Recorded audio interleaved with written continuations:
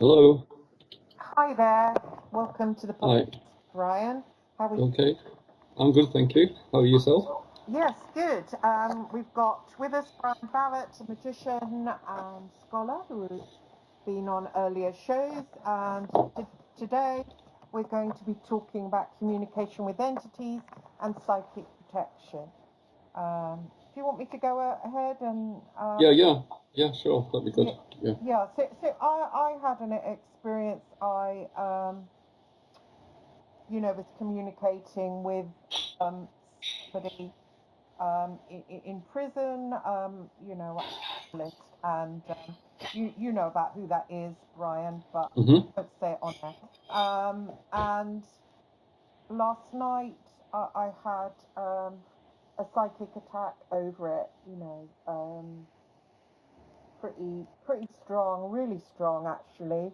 First of all, I felt someone trying to attack my skin, almost like rip the flesh off it. And I knew straight away.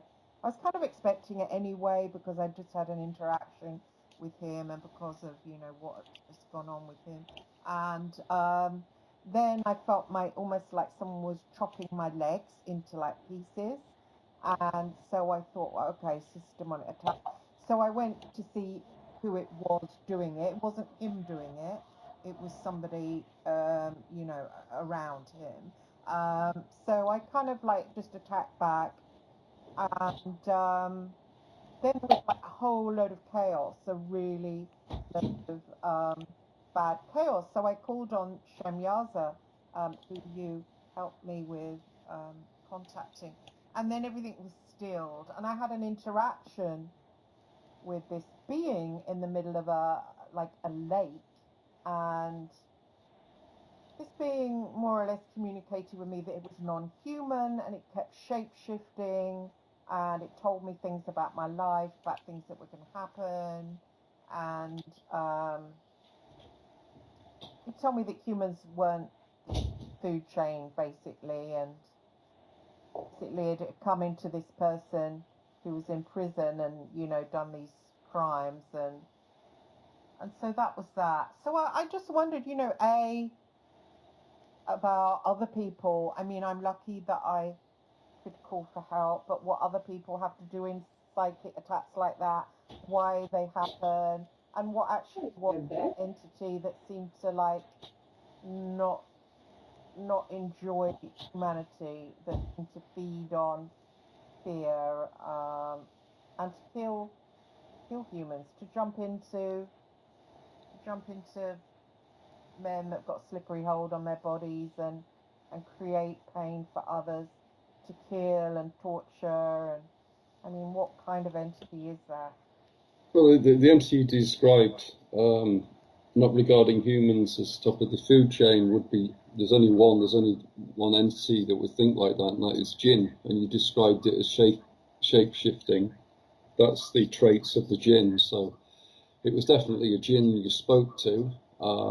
Quite often, people who do meet them class them as not human, because they will adopt the most frightening form that they can to absorb as much energy from the victim as possible. So whatever your latent fear is they will try and form that image so they get as much energy as possible from you. That's how they work. I've mentioned this before, but really the currency of Djinn is energy. It always has been and it always will be, unfortunately. So they always work on the premise of fear, and hence that's why they change, that's why they disorientate, and that's why they attack in such weird ways, because they want energy from the host, if you like, or from their victim, whichever way you want to look at it. As for astral attacks, well, really, uh, you have Shamyaza as a guide, Okay. um, so you're sorted, really.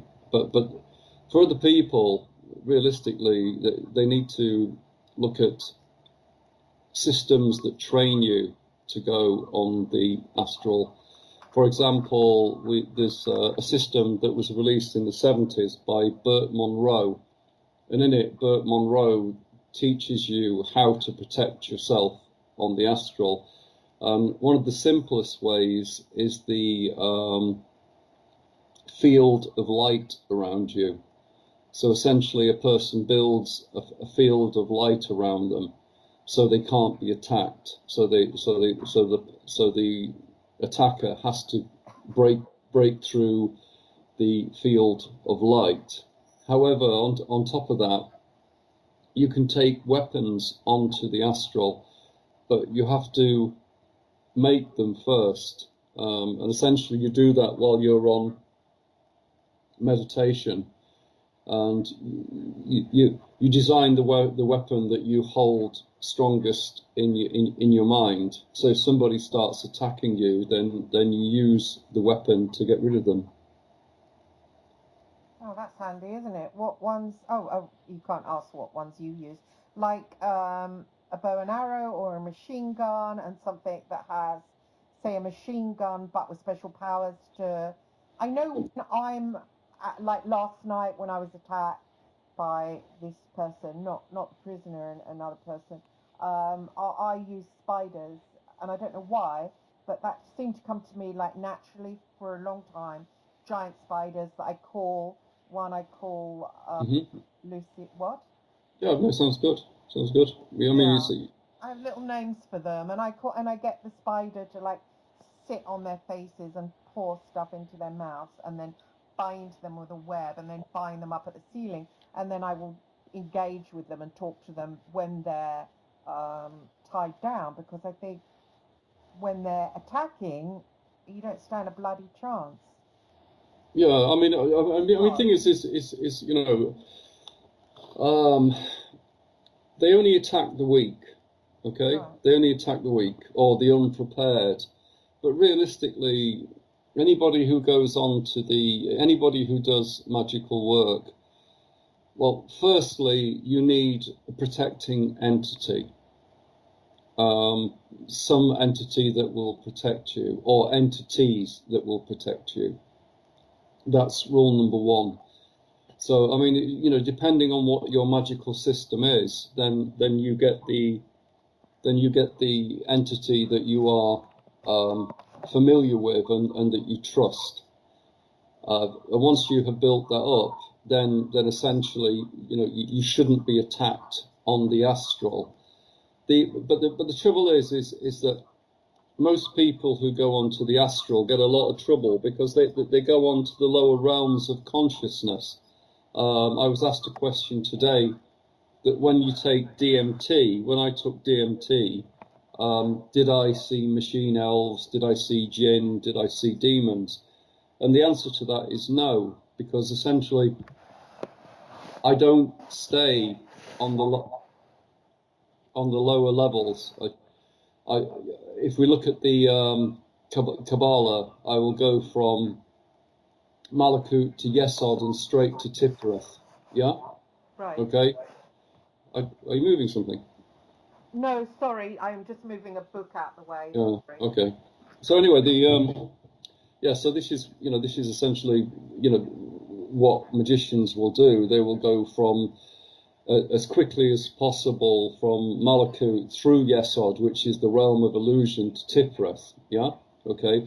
You are never going to get attacked in Tiphareth, and you will never get attacked in Kether. Where you get attacked is in Yesod, or or one of the lower realms, such as that.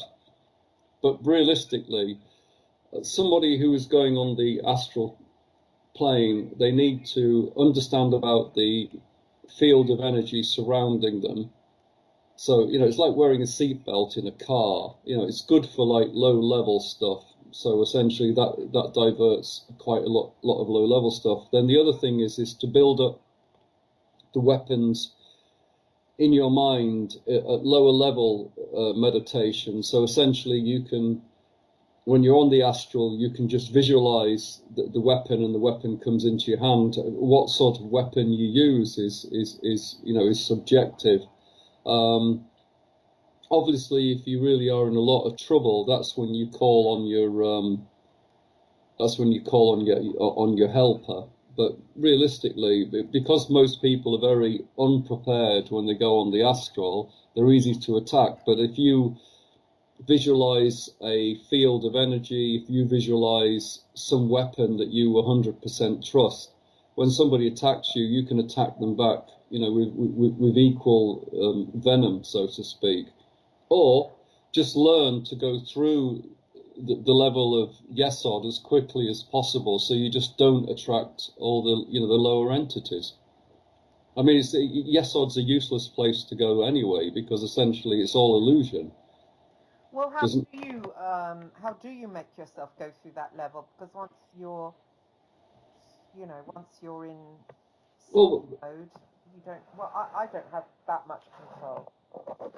Well, to get yourself into that level of consciousness, it goes back to how you're preparing yourself mentally before going to sleep.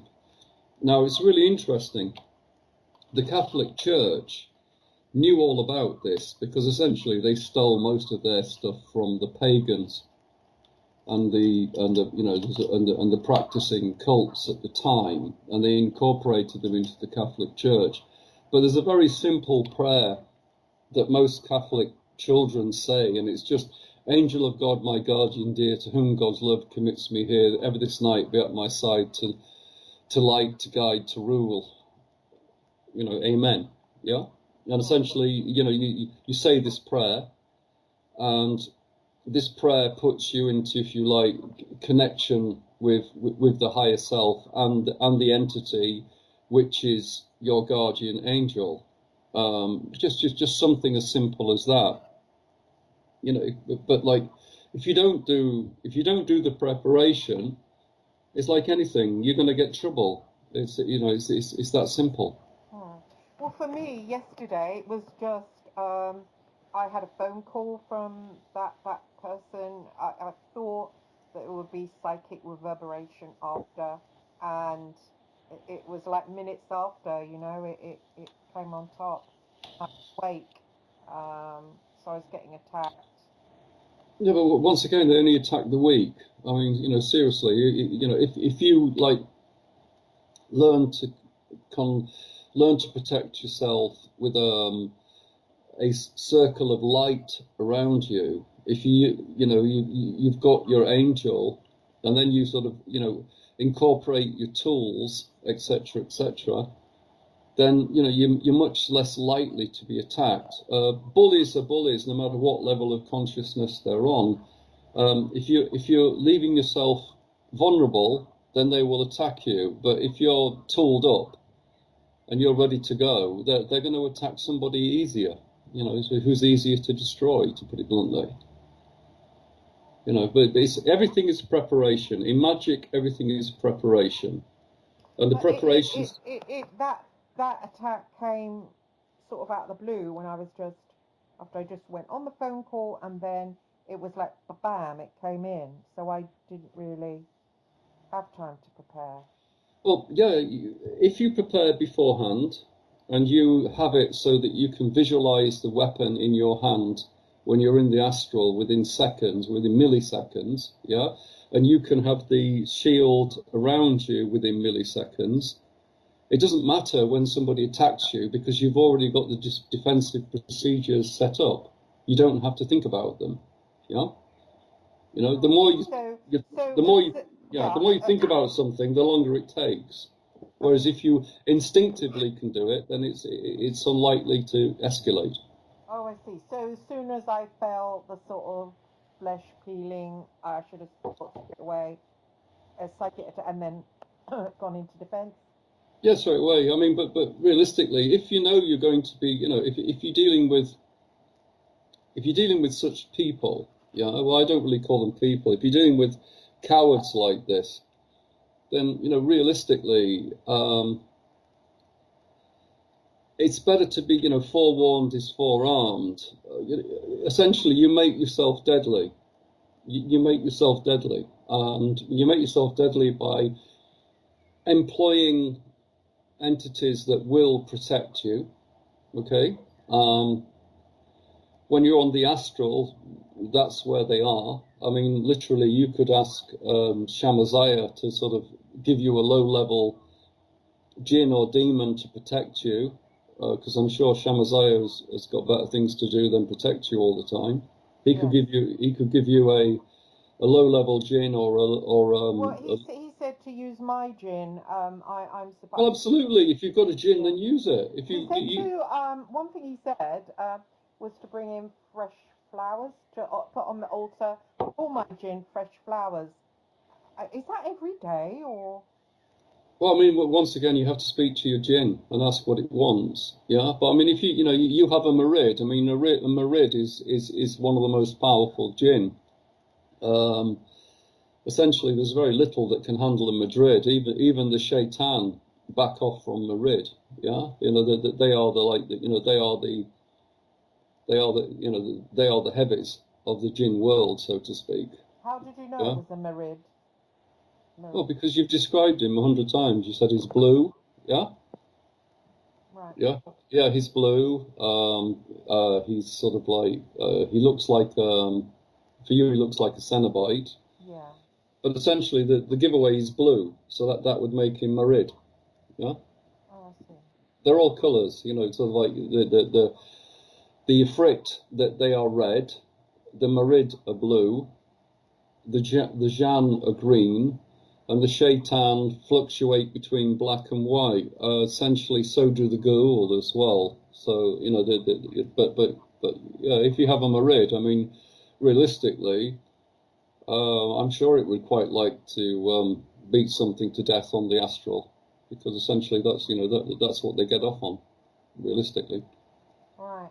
You were saying about being, thank you. You were saying about being in contact with people like that, but you spoke to me about, serial killers. I'll just say that it doesn't, I'm not going to say names. And you said they were used, which I suppose it matches with the psychic encounter I had with what had used him. It was literally in the middle of the lake, and when everything had calmed, thanks to Shem Yaza, I had an interaction with it, and it told me about my life and my future. And it's actually, in a way, it was benevolent. It gave me some warnings, but then as it was speaking to me, it kept shape shifting. And It's a Djinn. It's a Djinn, 100% Djinn. But what did it show? What was its colour before it started shape shifting?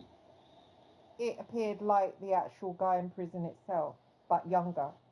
Right. So he took on a human form, but you couldn't see its like aura. You couldn't see if it was like a reddish aura or a blue aura or a green aura. What was it?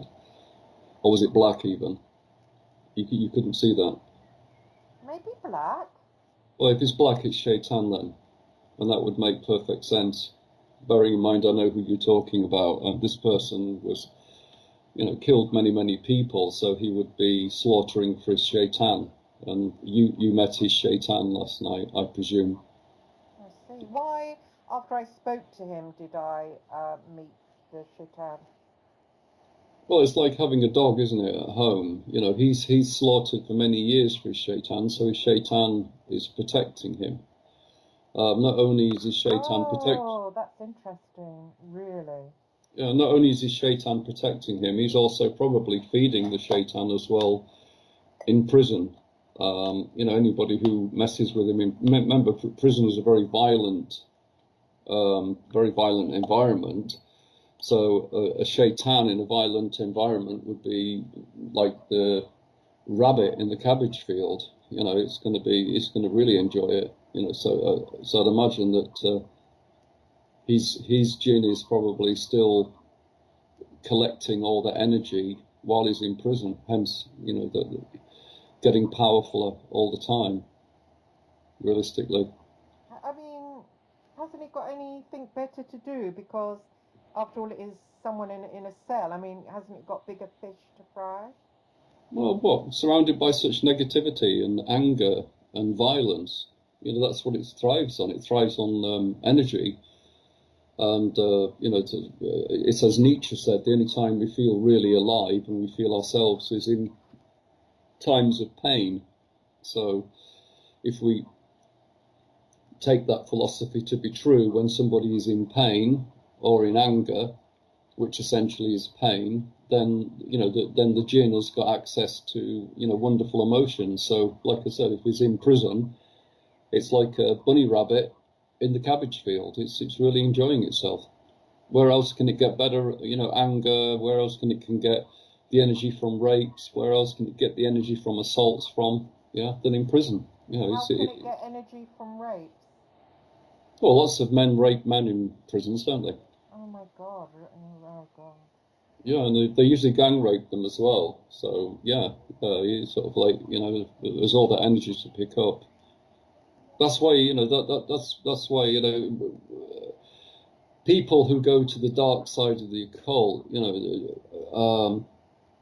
they have to be very careful. If they relinquish love, then they end up in a world where it's just full of hate and vitriol, and it's no good. And worse than that, and it can be worse than that, they can end up puppets, or they end up picking on the wrong person because that's what they've been doing and they've been quite lucky so far.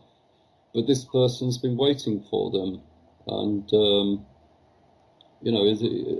that will be their death. I know many high-level Djinn masters, whose hobby is going round and smashing witches up. They do it for free, they do it for nothing, because essentially what happens is they scour the internet, they look through the internet. As soon as they see some witch attacking lots of people, they go for the witch. And believe me, sort of like these witches, they might have read the odd book on Crowley, they might have the odd nasty entity, but compared to a Sahur who has got thousands of years of information and inherited Djinn, they don't stand a chance. They're just roadkill within seconds. So, that's why I would warn anybody cursing or being nasty or attacking people on the astral. Sooner or later, you're going to meet somebody who actually knows what they're doing, and you will be slaughtered, to put it bluntly. Just to say, for the listener as well, I've never attacked, unless somebody's attacking me and then I fight them, but I've never attacked anyone. It's your right to a fight. It's your, if someone's attacking you, it's your right to defend yourself. That's just common law. Talk to them and talk to them and say, what's going on, why, what I'd rather sort. Yeah, but that's you, because you're educated and logical. These people just want energy. Their entity that rules them wants energy, so it's going to attack to get you as distressed as possible, so that you give as much energy as possible. There's no logic behind them. However, the creature who is attacking you, as you found out, once Shamaziah turned up, it turned round and it wanted to be passive, because realistically, most Djinn don't want to attack humans, because they know at the end of the day, the human has the power to kill Djinn. You've seen it yourself. The Sheikh, for example, who does all the exorcisms, he's very, very powerful. He can kill Djinn. It's not that difficult to kill them if you know the right salwa, if you know the right dua, etc., etc. So, generally speaking, the Djinn will not pick on the unwary. They will pick on the unwary. They won't pick on those who know the salwa, who know the dua, who know all the verses, because essentially they know if they start these, then the adepts will just start using these verses, and before you know where you are, the Djinn's fighting for its life. Because that's interesting that you said that it was coming at me in a I was just seeing rats eat me alive, bite into me. I was buried under rats, and then when I called on Shem Yaza, I just said his name and thought of him, thought of the sigil, and just suddenly, ba-bang, I was in the middle of this dark lake with him in a boat. And yeah, you're right. He then just wanted to speak to me, and I thought, well, how come this switch? So that was because of it feared Shemyaza, was it? Of course, yeah, of course it feels Shemyaza. Shemyaza's been around since more or less the beginning of time. He's sort of like, people make the mistakes. They believe that the angels and the demons have this really harmonious life where they all go down to the bar and drink together. Essentially, they're in a state of perpetual war, especially the Djinn. So, if we're still reading about Shemyaza now, thousands and thousands of years since his creation, then, then we understand that Shemyaza is a very powerful entity because he's still alive. I mean, for example, Samashur, who we know as George of the Dragon, King Shamashur, he is dead, yet his image is still around, and he was killed by another Djinn. Yeah, so people who think that the whole heaven and earth thing is all of them just sat round praising God. It's not. Essentially, it's an eternal war. They're fighting all the time. They fight among themselves. They fight among the Djinn. They fight among the demons. And, they're literally, I would say they're fighting 99% of the time. And if Shamaziah is still around after all this time, then essentially he can look after himself. Because if he couldn't, he wouldn't be around. Oh, oh. It's as simple as that. So going back to what happened with the phone call from the man in prison, did he do that to attack me, or I mean, obviously it was like friendly chat, but then it was just like seconds after it sort of kicked off. Was it? Well, I mean, the thing is yeah, you have to understand that, the person you're dealing with is a sociopath. Yeah. If he's a sociopath, he can be nice to your face and then he can strangle you and smile at the same time. So if you're dealing with somebody with strong sociopathic tendencies, it doesn't really matter how they're being with you at the moment because they have a different, internal dialogue to what you could possibly hope for. I mean, killing women by the amount that this person did, he has to bring them into his trust. To bring them into his trust, he has to seem to be a nice guy. Why else would you want to get in the car with the guy? Yeah, or why else would you want to go with the guy unless you didn't think he was a nice guy? But his objective is not being nice. His objective is to kill. So even though the person is possibly having a nice conversation with you, he may well be intending to set his Djinn on you so that he can appease himself and feed his Djinn. These people are sociopaths. They don't really, sociopaths and psychopaths. They don't care about us. We're just fodder. So I mean, I said to the Djinn, does that person know about you? And he said, oh, of course he does. There they go. Yeah, Yeah. and I said, oh, what did I? Gosh, I can't really remember because that was really in this kind of the sleep state. He, I think that he had, what you said earlier about serial killers and how, how the Djinn rides them and feeds off them for a short space of time, and then, but the Djinn is really using them. So I mean, how much of a victim are they? And yes, they might know about, you said that they know about the Djinn, and that's what that Djinn confirmed, and that they feel powerful. But how guilty are they to a man that, say, doesn't have a Djinn wanting to work through them? Well, essentially, it's free will. At the end of the day, I mean, essentially, what you find is with people who are very much drawn to the dark side, there's usually some kind of abuse at the background of it. Yeah.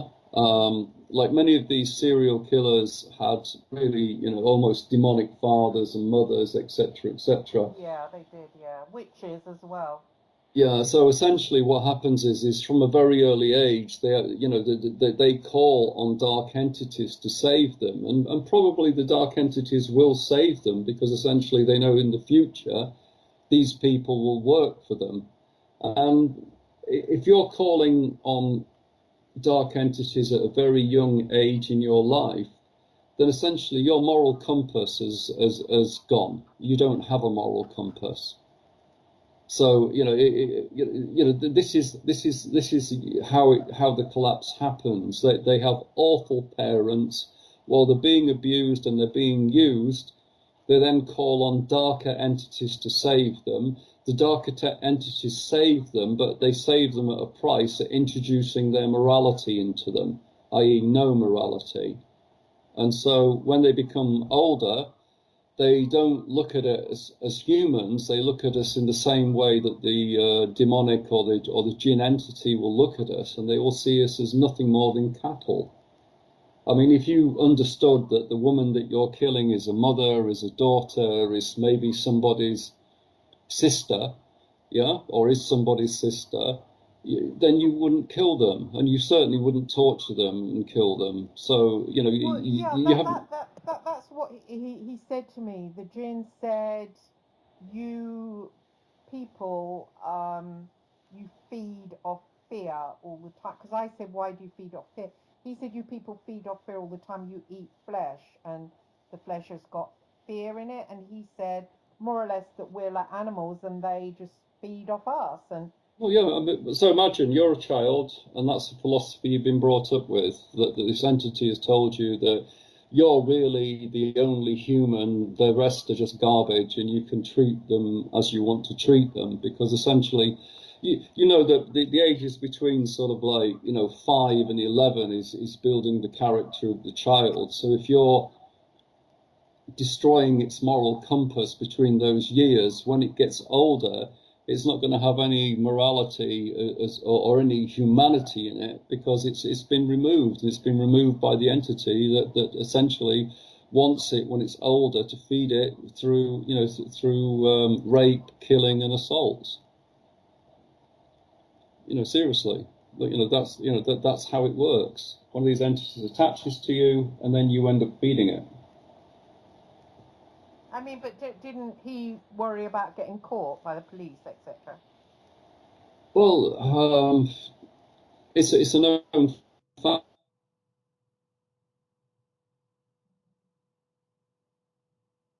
Oh, I think Their host to a point. Have we gone? Can you hear you're me? back again now, but I missed that last couple of sentences. Okay. What did you Okay. say? Yeah. Host? Well, a demonic entity will protect its host.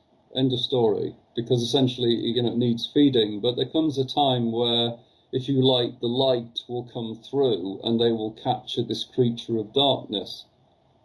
But realistically, it's many shades of grey, but these guys have gone beyond that. They've gone to the very dark side of it.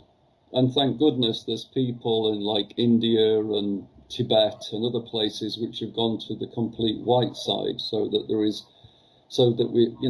try and have balance in the world. But realistically, if you're a young child, you've sold your soul to these entities, then really that's it. You've had it.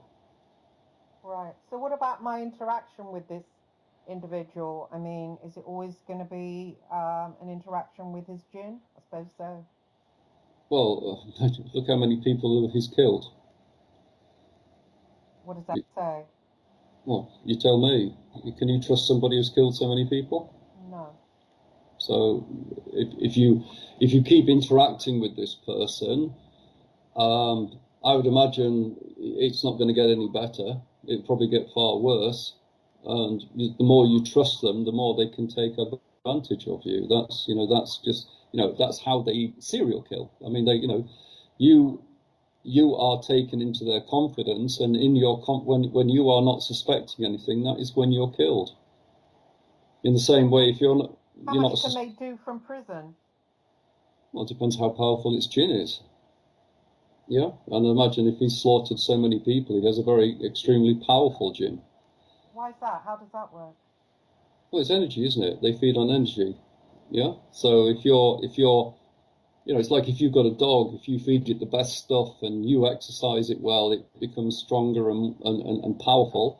In the same way, if you have a Djinn, if you're killing and you're giving it all this sort of psychic energy and spiritual energy, it's going to become more and more powerful.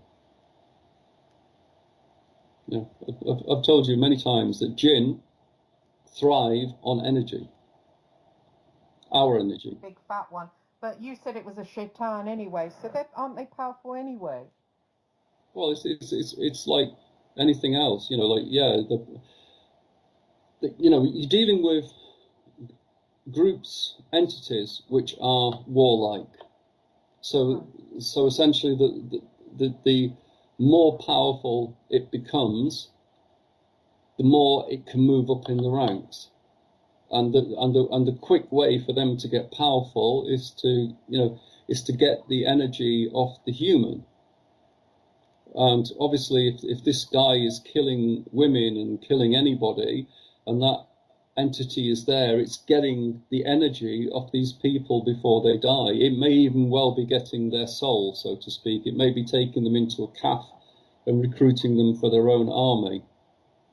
That's a real possibility. Yeah. Yeah. How Yeah. do you know that? Well, it's you've only got to look at if you look at people who have been pious all their lives end up as Djinn. And these are people who have followed the works of Muhammad. They followed, all the prayers and everything. Yet they still ended up as Djinn. So if they can do that to somebody who is pious, I'm sure they can do that to somebody who has no idea about what's going on. Wow, but how come we in this world aren't educated about this kind of shit? Well, because it's an Arab entity, isn't it? I mean, if you want to know about this, I mean, you just read stuff like 1001 Nights, or essentially these books tell you what is going on and what type of despicable people will use the Djinn. For example, if you look at the real story of Aladdin, it's peppered with murder and mayhem. Aladdin is not a nice guy. The magician is not a nice guy either. I mean, both of them are despicable. The magician leaves Aladdin for dead in the cave. Aladdin escapes. He then says, "New lamps for old." He takes the old lamp and then goes and takes his Aladdin's wife. He abducts Aladdin's wife and the castle. Aladdin then uses the Djinn of the ring. The wife lets him into the castle, and where they kill the magician, that's not the end of it. The magician dies, and then his brother wants revenge on Aladdin. To get revenge on Aladdin, he kills a holy person and dresses like the holy person, and then comes looking for Aladdin. But luckily, Aladdin speaks to his Djinn and understands that it's not the holy person, and Aladdin kills again. So within one story, you've got 3 or 4 people died. That's realistically the world of the Djinn. The world of the Djinn is a power, and there's no limitations as to how to get that power. How come the serial killer we were talking about is American? They've no links to the Middle East?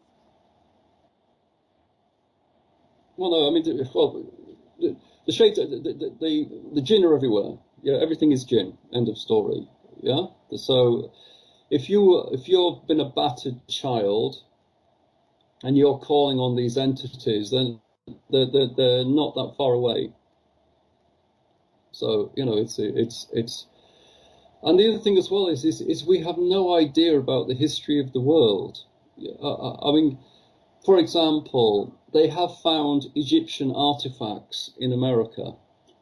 Now, if you found Egyptian artifacts in America, then obviously they had their priests and their priestesses and their magicians come to America, and and they're going to bring their magical trade with them, of which one of the traits will be the Djinn. So it's like what we are told about the world and what is the world. I have no idea, but for what little I know, it's not as simple as we think it is. And for example, they found even Egyptian hieroglyphics in Australia. So mankind has been all over the world, and these jinns live for thousands and thousands of years. So to me, it's quite logical. If you go to America, a jinn is going to attach to you because 1,000 years ago, maybe hundreds of thousands of Egyptians lived there. Mm-hmm. I just remembered, actually, you just jogged my memory as to the Djinn or him, whichever it was, looked like him, but I suppose it was the Djinn, tried to trap me in a kind of the same thing I had with Colonel Michael Aquino when he came at me. He tried to trap me into a like trapezoid thing, and then he said, "Oh, you're trapped in there," which I wasn't. I just kind of dismantled it. That seemed pretty easy, actually. So it was trying to trap me, actually. It was trying to trap me. So it must have done that perhaps to its victims, not only killed them, but trapped their souls. Well, they're not, some of them are not nice. I mean, some jinns you can work with, some jinns really hate humanity. So, it's free will like us. But the point is if you want a harmonious life, then essentially, one has to develop oneself and, read classic religious literature, meditate, concentrate on the light, concentrate on goodness, concentrate on, not going into this world, yeah?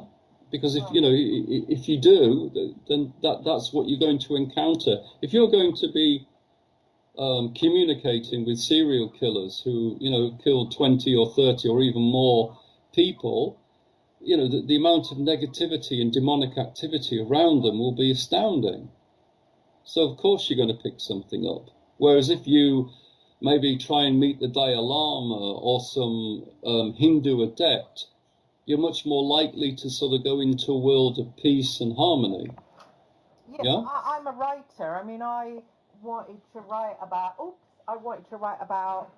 what was going on with these people. I don't know why it was, but when I was a little girl, I looked at them, Ian Brady, and I thought they didn't do it. Do you know what I mean? Just looking at them, they're always young men, they're always 25, and I thought they didn't do it. And I was right all along. It was a Djinn. And so when I was 13, I was right, and I knew that. And I made it my thing to expose it, to write about it, to tell the world about it, because I'm sick of the world saying, "Oh, we've got evil. Evil's caged. Oh, it's Brady. It's Bianchi. Oh, we've got evil. It's in that cage now over there." But it's bullshit. Well, yeah, but I mean, the whole world is bullshit, you know that. I mean, you've only got to look at what's happening now, sort of, I mean, literally, the mass slaughter of humanity. Do you think it It's, is? of course, it's the mass slaughter of humanity. If you're blocking the hospitals, what happens to all those people who needed to make hospital appointments? They died while the doctors are dancing to TikTok. Yeah? Yeah. If you had cancer and you weren't allowed to be operated on because of this killer COVID, and you die of the cancer, and you're one of the relatives, and you're watching the doctors dance to TikTok because they're so bored, yeah.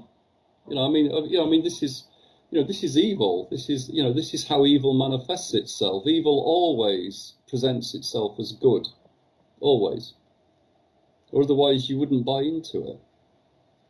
What about what's going on with this COVID thing? Well, you can tell what's going on with it. It's mass slaughter. Right. It's mass slaughter. Because they want the world to themselves? Well, I mean, there was something called, was it the Guidestones, wasn't there, where they said they wanted the world's population to be down to something like 4.5 million, yeah. Something. Yeah. Well, essentially, they're just sticking to the plan, it looks like. But are they non-human? I mean, are they Djinn infested or what? Well, I mean, the Sheikh said it. The Sheikh said it on one of your shows. He believes that certainly they will be influenced by the Djinn, but they will certainly be human, so to speak.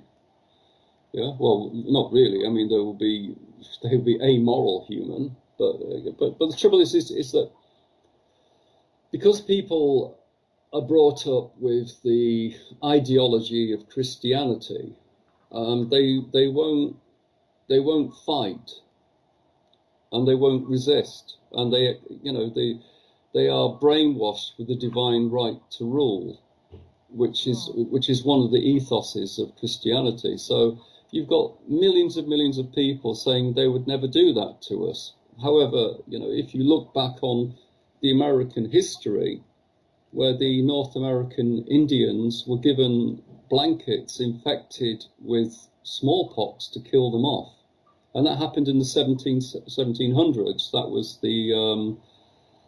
was the English did that. So they gave smallpox to the Indians, and when they became infected, they burnt the village down, so that the Indians would then wander to other villages and infect them as well. So to understand what's happened in the future, you have to look back at what's happened in the past.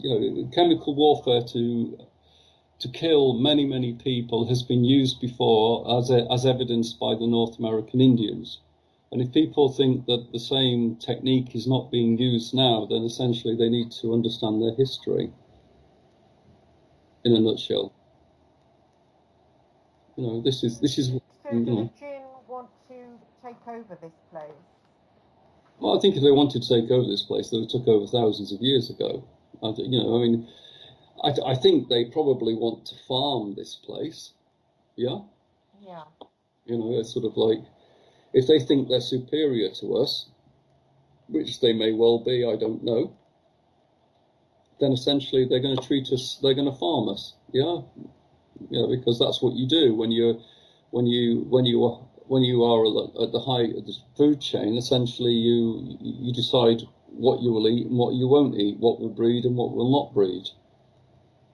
Once again, if you look back to the slave trade is very much the same thing. The apex rulers chose their slaves, and they dispensed with them or kept them as they felt fit. And very much is, this is what's happening at the moment. And once again, it's because people won't. Is it happening at the moment?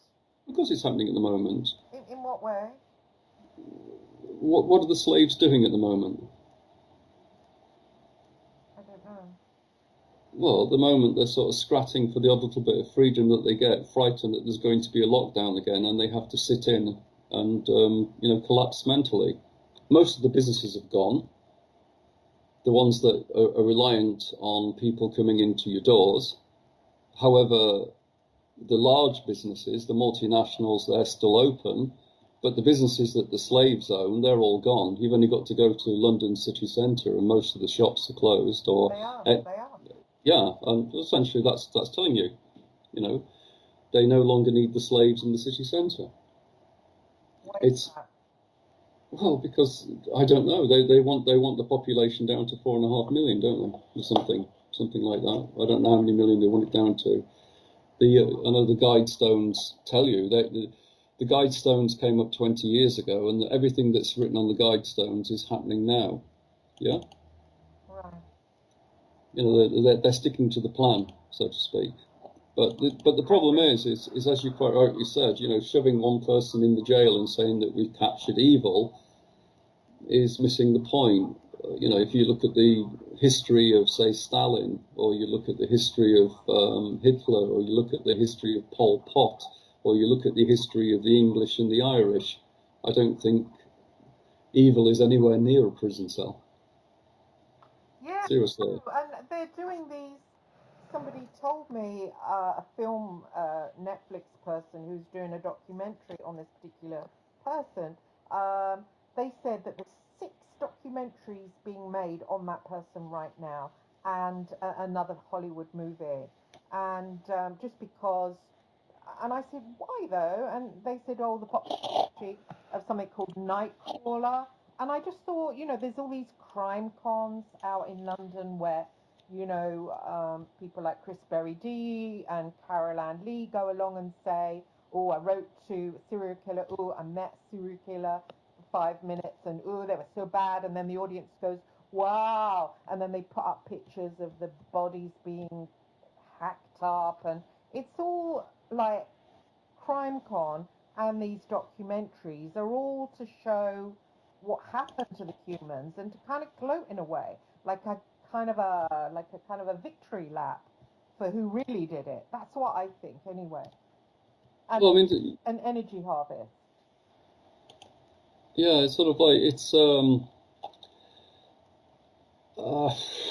I mean, there was I forget who said it, but during the time of the it may have been Capone.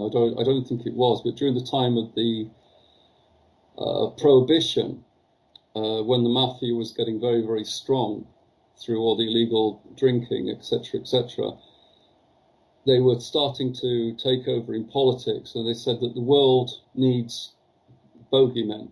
Yeah. So while the world is concentrating on some guy in a prison cell who is being particularly evil, or who has been particularly evil, they're not concentrating on the other evil. The controllers, the rulers of the world. I know, yeah. And they're not even thinking that we might be being manipulated right now because it's oh, evil is like over there and over there. I mean, I Well, met Brady, and when being interviewed by people about it, what was Ian Brady like? What was he like? He was like just meeting the local greengrocer, and oh, wasn't he scary? Well, no, he wasn't scary. And it's like they get angry with me, like I'm kind of cheating them out of something. but like I said, it's all distraction. It's all. I mean, Plato wrote about this thousands and thousands of years ago in the allegory of the cave. The people are quite willing to sit there and watch the illusion and believe it's real. They don't look what is causing the illusion, if you like, and Yeah. yeah, and that's realistically, if one becomes a magician, you're not interested in the illusion, you're interested in what causes the illusion. Hmm. And then you're interested in how to do it yourself, but in a better way. Yeah. Hmm. Or how you can incorporate that into your life to make your life better. But realistically, you know, that I often hear it that anybody who is following magic, etc., then they must be insane because magic doesn't exist. Yet we use the fiat currency, and the fiat currency has no value whatsoever. We allow fractional reserve banking, which is ludicrous. You can lend £1 million providing you've got 10,000 in the bank. So where's the substance behind it? So all these things, if you like, are magic in action, especially money. And soon they're going to get rid of money and they're just going to give you digital currency, which essentially isn't even money. It's just a noughts and ones on your phone. And i.e., you can be rich, you can be poor, because that's all it is. You are given an algorithm. Essentially, it's very similar to the world will end up very similar to the Indian caste system. You're either born in the right caste where you get lots of credits on your phone, or you're born in the wrong caste where you get no credits on your phone, or very few credits on your phone. But as I said, people would rather concentrate on the frivolous and the ludicrous, as opposed to concentrate on what is reality. I mean, that's the thing about being a magician is that you want to control your own reality. Hmm. Hmm. Make your own reality. And you say, well, that's impossible, but it's already been done. You take your piece of paper to the shop, or you take your credit card to the shop, and you buy it with something which doesn't exist. So, the magic is already there, but on the other level, you're told, no, the magic doesn't exist. Hmm. It's ludicrous. It's absolutely ludicrous. We can create our own realities. People do create their own realities. However, if you're concentrating on the frivolous, and if you're concentrating on the ludicrous, and you're concentrating on some stupid television program, you're not concentrating on your life. You're not present with it. And the idea is to be present with your life. That's one of the main challenges of being a magician, is to be present with your life. I mean, this is what Jung is talking about in the Red Book. He's talking about being present and understanding the disturbances that surrounding you, and understanding how you can be drawn to the archetypes, and how you believe, how you shape your life to these archetypal methods of thought. And realistically, you have to understand how this works so you can make it work for yourself, so to Hmm. speak. Hmm. Do you agree? Yeah, I do. I do. I've been reading a lot lately about or different things. I was reading about the Cathars, and I was reading about Well, Lucifer. I mean, the Cathars, everything you read about it is utter nonsense, realistically. Oh, was it? Yeah, it's a garbage. Yeah, when I was watching it, it's sort of I was quite appalled that somebody was taking it seriously, especially somebody who's allegedly an academic, Who's because Richard? because all the reports on the Cathar are in Latin. Okay, the Cathars used to live in Spain and France. Their language was French and Spanish, not Latin. Okay, and they certainly didn't call themselves Cathars. But if they just didn't, they would have called themselves probably Christians. No, but he said that, and I have to say that's Yeah, in the book. I'm yeah, yeah. reading. But if it's all written in Latin, then essentially it's written by people who are not Cathars. So we have no real concrete idea of what the Cathars represented. But we know they were burnt by the Catholics. Well, we know that some were burnt by the Catholics. You've got to understand that the Catholics are quite good at exaggerating. You know, many kings, I forget which ones, never existed, and yet you can read about them in Catholic accounts. What Yeah, about what about Lucifer's diadem? Where did that actually come from? I have, I have no. Well, I mean, once again, like uh, once you start digging, like for example, sigils. Yeah, sigils. Or as associated with magic and like higher magic, etc., etc. Well, the sigils were very much a part of the early church, early Catholicism, and they used to use them to heal people. And then these sigils, when they slowly phased them out, if you like, over time, appeared in works such as the Goeter of Solomon and publications like this. But realistically, that these sigils were used by ordinary people to, help them concentrate, etc., etc. But over the thousands of years, the church slowly eradicated them from the systems. And I'd imagine that the only reason why the Nazi officer found any information on the Cathars at all is because essentially they fed it to him, because previous to him looking, there was no evidence that the Cathars even existed. And so, I think you can certainly guarantee the church gave him the information about the Cathars to sort of feed into the obsession of the Nazi Aryan race, which was essentially something they pulled from Blavatsky. I don't know if you know that. Yeah, in one of the books, The Occult History of the Third Reich, that I'm reading, it's got 2 chapters on Blavatsky. Yeah, I mean, I don't think Blavatsky ever intended to have neo-Nazis. I think, she was generally believed in a higher race of people on a spiritual level, where the Nazis believed in a higher level race of people on a spiritual and a material level, certainly a martial level. But once again, you've got to ask yourself these questions: how do these people who suddenly get drawn to subjects that they have very little knowledge in? Who's feeding them the information? And the only organization that has been around for so long has to be the church, to put it bluntly. They didn't discover the Cathars, they didn't discover where they were, they discovered information on them. So one would presume that the information was fed to them. And what information it is extremely dubious, because it's all written in Latin and there's nothing from the Cathars themselves. So realistically, we don't know what the Cathars were and we don't know what they did. And they may or may not have been killed by the Catholic Church. Realistically, yeah, because essentially it was the Catholic Church who wrote about them, not the Cathars themselves or local I mean, historians. the Catholics were good at burning quite a few people. They were really at it. I mean, the Inquisition. They Well, yeah, I mean the burned. Inquisition, yeah, because essentially what had happened was there'd been a couple of plagues, and people were turning away against Jesus, because if there was such a thing as Jesus, then why was the plagues? Yeah, and they were returning to the old religion, and of course they wanted their power base back. Yeah. Hmm. So yeah, why not torture a few people and scare them into submission?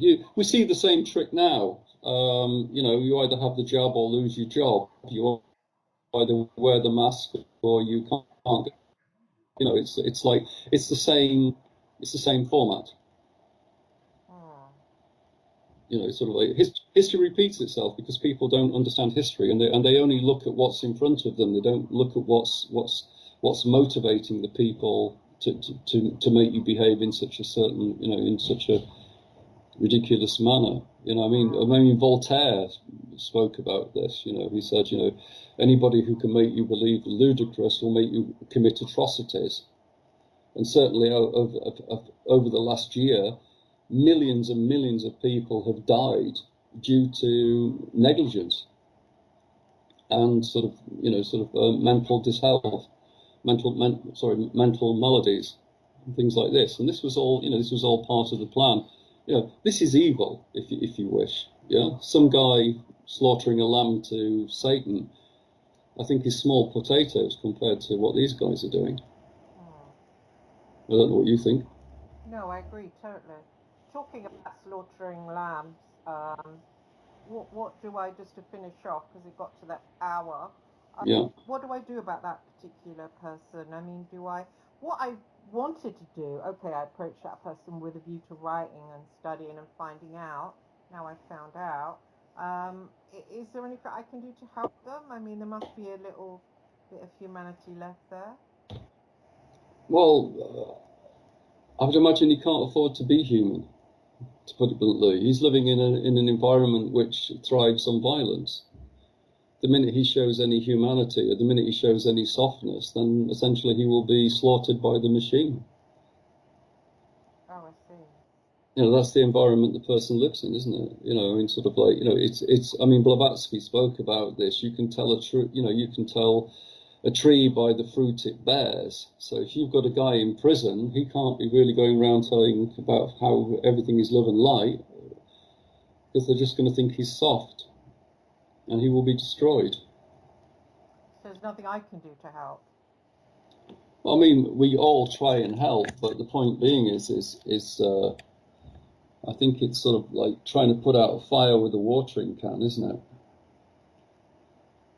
Seriously. I mean, if this person changes and becomes enlightened and only understands that we're here on a temporal level and that we are higher beings trapped in a meat puppet, and he starts talking like this, well, in the environment he's in, it's not going to last very long, is he? Well, what I thought with this particular person, because they've got the fame that they've got, that they could perhaps, because this person's a good writer, perhaps they could write about exactly what happened to them, write about the Djinn, write about how it went about, and that would be something that would help. But this person wants to get out, so he's in the position of denying. Oh, the police got it wrong. I was framed, so they're not going to be able to do that. And I thought maybe I could persuade them by saying, look, you're at an age now, you're not going to get out. Why don't you try and save your soul, basically, by coughing it all? This person has behaved from a very, very early age. So, it's unlikely that they're going to change their core beliefs. And you have to remember the last words of John Wayne Casey before they injected him. His last words were, "Killing me won't bring back all those boys." That's not somebody who's, in my opinion, regretting what he did. Yeah, but that's him, isn't it? No, okay. I mean, not regretting, but just trying to help their soul by writing it all down, accepting they're not going to get out, rather than sit in a position of, oh, I think I'm going to get out. I'm going to fight this. I'm going to say the police were wrong, and I'm going to try and get out. To give that up and to start trying to, frighten people by writing a book about what actually went on. Oh, what do you think's keeping him alive? I don't know. Well, the hope that he will escape, he will be released. I mean, if you know about your classic Greek mythology, I mean that's what Pandora's box is. Like after all the demons were released into the earth to kill everybody and cause mayhem, in the very bottom of the box was hope. If you take hope away from a person, then essentially they just die. And his hope is that he wants to be released. If you take that from him, then he has no reason to live. But he could have a reason to live that he was helping people. I do. Well, like I said, look at the environment he's in. Do you think it's one where people help people? Or do you think it's an environment of rape and murder and deception and violence? You know, I think it's highly unlikely that a person in that environment is going to change. Because I think realistically they can't afford to change because their environment has molded them to be like that. And the fact that he's still alive means that he can, you know, that he understands how that system works. And he understands that if he goes in another way against that system, then he will be very dead.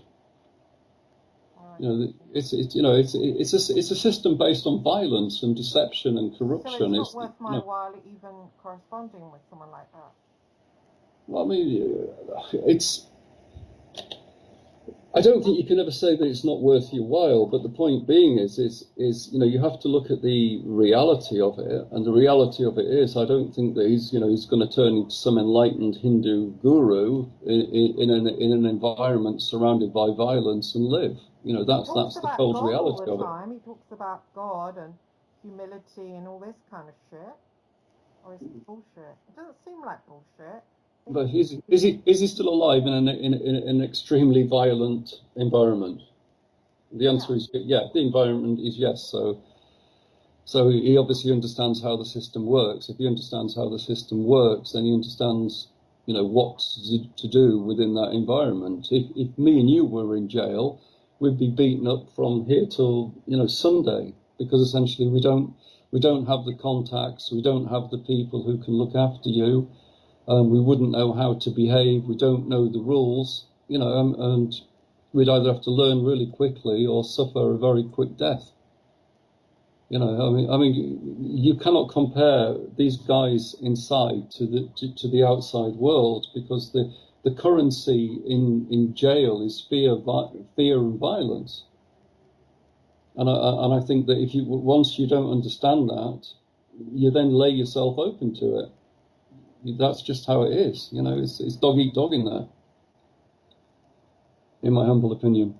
You know, for what I understand, you know, the people who are in jail are the bad ones, but they're also the ones who have been caught. Yeah. And so do you think that he still interacts with his Djinn and knows it exists, but just hopes that people out here or people, you know, running the parole board don't understand spirituality? Well, you heard it from him. You heard it from his own Djinn. You said his Djinn understands that he understands the relationship they have. That's from the Djinn itself. Yeah. So. Well, it's, you know, the Djinn said, I said, does he know about you? And he said, of course he knows about me. So, well, there you are then. So he's interacting with him then, isn't he? If you know about something, then you interact with it. Well, he knows he's in prison for all those crimes. So does it mean that it's a good relationship, or does it mean that, oh, you got me into prison? Well, I mean, it's like drugs, isn't it? It's like very powerful drugs. Say, for example, heroin or something like this. You know, the difference between ecstasy and death is milligrams, and you know, while the person is killing, they're at the height of their ecstasy, and of course, you often go too far, and the payoff for that is the person gets arrested and they end up in jail. You know, that's it really. You know, it's a world that I don't think we can understand because we don't live there. But for what I understand, for what I've read, and through people that I've met who've been in that environment, the environment is not one of peace and love, to put it bluntly. I mean, people do get religion in jail. That you know, I mean, they do anything to get out. But realistically, it's a violent environment, and I think it'd be very difficult to change one's core belief systems in such an abstract environment. Oh, so he's sitting there basically chatting to the Djinn and thinking it's okay because nobody can hear that part of his spiritual life. I don't know. You'd have to ask him. You'd have to ask him. He's not I going mean, to but give an the honest point answer to is that that one. yeah, I don't know. It's the only way you can find out is to ask him, realistically. Yeah, he's not going to be honest about that. No, there you go. So if he's not going to be honest about that, do you think he's honest about his humility and his finding God? Oh, yeah, I see what you mean, yeah. Like I said, I mean, the whole prison system is a den of iniquity, really. So And shouldn't they have people like that in hospitals or shit like well, that? realistically, yeah, you would think you would want to sort of find out as much as you can about them, Exactly. but you have to understand the distraction. The world needs bogeymen. Sort of like it's like what Bruce Lee says. While you're concentrating on the finger, you're not looking at the hand. And in the interim, while you're thinking what an evil person that is, millions and millions of people are dying because they can't get hospital treatment for essentially a head cold. Yeah, I've always thought that, you know. Yeah, well, that's evil for you. Evil always presents itself as good, or otherwise people wouldn't want to get involved in it. Yeah, I mean, it's like Socrates says, he didn't believe in evil; he believed in ignorance, and ignorance makes people evil. Yes, I think you're right. I think you're right. What were you saying just before we end up demons released into the earth? You said that, right? Well, the Pandora's box, I was talking about, that essentially Pandora was asked to look after the box and curiosity got the better of her. She just opened the box a little bit. All the demons came out, but the one left in the bottom was hope. And hope was, hope always dies last. And generally speaking, when a person has lost hope, they usually die, usually. All right. Is that a true story, Pandora? Well, it's allegorical. I don't think it's necessarily true, but it's I think it's just an allegorical tale just to explain why there's bad in the world and how people hang on to hope, which is, if you like, it's another way of brainwashing the masses. It's not saying you can be constructive and you can round the demons up and get them back in the box. It just says, oh no, you have to have hope that they won't be as bad as what you think they will be. Yeah, it's sort of like that's the trouble when you start studying magic, or you've studied magic all your life and you've read the philosophies, etc., etc. You understand that the world at best is an illusion. Hmm. So it's teaching us to be passive, that little story. Of course, it all teaches you to be passive. Turn the other cheek, go the extra mile. Yeah, it's all about being passive. Let what belongs to God belong to God. What belongs to Caesar to belong to Caesar. Yeah, it's all about passivity. Yeah, it's all about, oh yeah, some people die with the injection, but yeah, but I won't. I'll be fine. Yeah, it's Yeah, all passivity. still the way people are thinking about it. I mean, it's like I think with people like that, and we won't And say so what we're he pays you talking money, you about take because your choice. I YouTube have got they've got ways of finding out if we're talking about it. I think that it's a weird kind of trust in the government, almost like their mum and dad. And I think people that have that, I think evil has never visited on them. I think they don't really know how evil this place is, and they're just blind, because they've had lives where they haven't felt evil, so they're like, oh, everything's good, and I think that's their downfall in a way.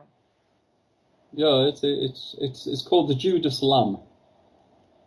Oh, For example, yeah. For example, if you want to slaughter a lot of animals in a slaughterhouse, they won't walk into the slaughterhouse. So they usually have an animal which can walk through the slaughterhouse without being killed. So essentially, they allow that animal to walk out of the pens into the slaughterhouse, and the other animals follow it. It walks through the slaughterhouse, and the other animals get killed. It's the Judas Lamb. Hence, some people have, if you like, blessed lives, and some people don't have blessed lives, because essentially, um, it's the Judas Lamb syndrome. You can't trap everybody. You can't trap everybody and tell them it's evil, because then people would do something about it. But if you allow a few people through and you give a few people a good standard of life and a good standard of living, then the herd will behave. It's exactly as Nietzsche said: if you take God out of the equation, then all you're left with is the intellectual elite and the herd. It's that simple, unfortunately. Who said that? Nietzsche? Yeah, Nietzsche. Yeah, good old Frederick. That's really horrible then, that sort of. But is it the few that have blessed lives, or is it quite a lot? It's a few, isn't it? Is it? I don't know where your jet is. No, I know I'm one of the sad buggers, but I look around me and everyone else seems to be having a whale of a time. But I suppose that I live near a rich area and you see them with their mansions and you think, bloody hell, they can't have like one worry in the fucking world, you know? Oh. Well, I mean, just to put it in proportion, if if you have something like £1 million, it costs £250,000 to protect it. Okay, so that's a lot of anxiety. Oh, I see what you mean. Yeah, I think now, since the COVID and all that's come in, you do see them thinking differently and a bit more aware of what we're living in, that it's not a nice place. But before, they kind of react like it's just an endless party. And you see them sometimes in Hello magazine and they say things like, and you read about their lives and they're like fairy tales, and then suddenly, Oh, hold on, Christine, you're a journalist. What are you what? going to write? She's a miserable bitch who's like hooked on alcohol and Valium, and to sort of like keep her head together. Yeah, you're not going to write that. You're going to write, oh, so and so goes to the manicure on a Monday. She goes to the gym on a Tuesday. She goes to a photo shoot on a Wednesday. Yeah, they're not going to say they're racking coke up like there's no tomorrow, because that's the only way they can sort of, bear the reality they're living in. I mean, you know yourself, what you read and what you see is purely an illusion as to what is really happening. Yeah? Yeah, I suppose so. I did see, I mean, when I was living in that well-off area, the women specifically, on school runs and stuff like that, they did seem to be almost like little girls in the way they had lives like little girls would have. They spent their time shopping, manicures, they'd meet each other for coffee. They didn't look after their kids much. They were doing play dates, and they seemed to have little like charmed lives. And, they seemed to be enjoying it. It made me feel envious of them because I thought I wish I could live like a child, like not aware of anything bad, like in this kind of pink bubble where husband stroke daddy took care of bills, and anything unpleasant where you just sat around chomping on a cupcake. Pink. Well, I mean, just sort of like, if you read anything sort of like, like psychological reports or something like this, I mean, none of them are particularly happy. I mean, they're all on something or other, I mean, sort of. I mean, you journalists, you've been to fashion shoots. You've seen the amount of cocaine they take and stuff like this. I mean, are these really happy people? Hmm. I do hope Yeah. not. Isn't it nasty of me? But they seem to me to be like not very nice people, like not very like I don't know. A friend of mine who works as a gardener took me on a job to see this gorgeous house, and it must have been about 5 or 6 million. Man, it was so beautiful. I had two griffins in the front, and the garden was amazing. And he said, just sit there, you've been feeling sad lately, and sit there. And so I was sitting there writing, looking up at it, and this massive garden, a couple of acres, and the house, and thinking, what kind of person lives in there? How do they feel? And he said to me, oh, she's very beautiful, the woman. Anyway, she came out and she sacked him. He got the sack. She complained about me. Oh, someone trespassing. And I thought, what an evil witch. There she was with this paradise. And she was she freaked out because I was sitting in her garden. I mean, what, I mean, just whoa. How could she be such an unhappy bastard with all that? It was like weird. It was a total revelation for me. Well, there you go. You've lived your own Adam and Eve. What do you mean? Oh, they got throughout the Garden of Paradise, didn't they? So on that, I think we should end, don't you? It's like, Yeah, yeah. Oh, thanks for coming on and have been a brilliant guest. Again, Brian, I'm sure listeners enjoyed you, and I'll put links below where you can get in touch with Brian. okay, brilliant. Thanks. You have a good day, And and you. stay away from the gardens, the bad places. See you soon. Bye bye. Okay, bye, Brian. Thanks for listening, everybody, and see you again next week. God bless.